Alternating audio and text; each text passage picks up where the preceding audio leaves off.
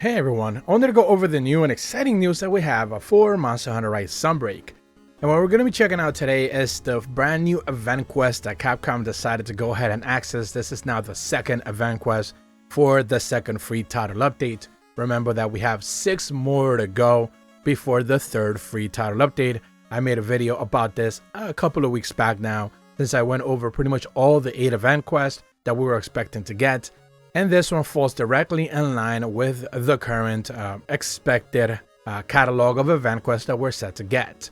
So in typical formation, if you don't necessarily know how to get your event quest, make your way down to the Steelworks or to Elgato, speak to the courier cat, go all the way down to the add-ons options and claim anything that's labeled in white. Obviously, one of those will be the latest event quest called Dual Threat, and go out with a bang. In order to be able to have access to it, make your way down to the quest board and check out the green tab. This will be the event quest, and there you should be able to see all the event quests. If you haven't necessarily done them, certainly some of them have good rewards.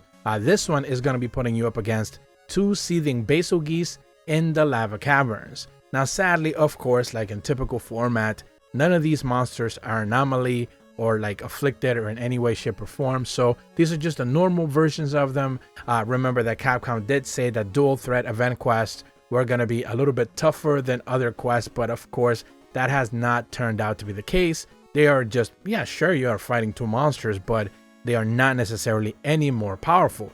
Do keep in mind though, because you are fighting 2 Bazelgeuses or Seething Bazelgeuses, there's a pretty good chance for crowns. I did see that one of them was really massive, so chances are you're going to be able to get a big massive crown from one and a small crown from the other, or either or. If you need, if you didn't get one or the other, make sure you try it again and you should be able to get it. It's super easy to do. Now this one, again, the Seething Bazelgeuses are not necessarily anything out of the ordinary. It still sucks that we're not getting afflicted versions of these monsters just yet, but at the very least, this is now the second event quest featuring a free title update number 1 monster. So at the very least, we have that. We still don't have a Lucent Nargacuga event quest just yet, but presumably we are going to get one sooner rather than later. Now with that said, you should keep your eyes peeled specifically for the end quest rewards page. This is where the goodies come in.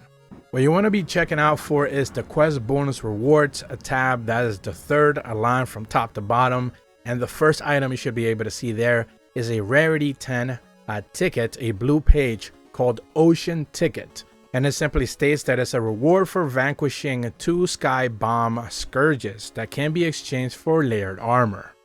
Now the good news on this is the fact that you're just going to need one. You don't necessarily need to like farm this quest multiple times unless you actually want to farm the Seething Bazelgeuses, but because they are Seething Bazelgeuse and they're rather easily taken down, especially by gunners, you might want to just focus on the Afflicted Investigation version of them, since you're getting more points and certainly more Zenny on the other side of things, on top of Anomaly Investigation rewards as well.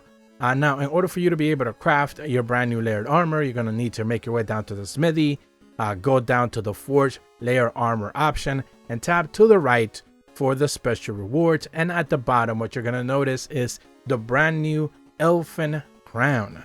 Now this one is going to be pretty much one of the items that we got to see previewed in the latest trailer that we actually got to see for free title update number 2. This was one of the featured items that we got to see there.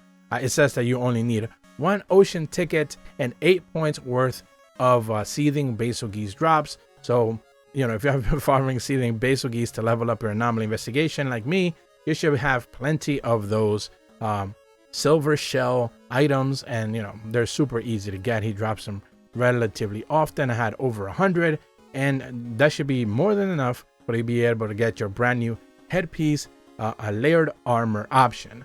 Whether it actually melts with the armor that you're wearing like it did for me specifically in this hunt, not so much, but you know, of course, fashion hunters are going to be able to find a way to be able to make this thing stand out on its very own.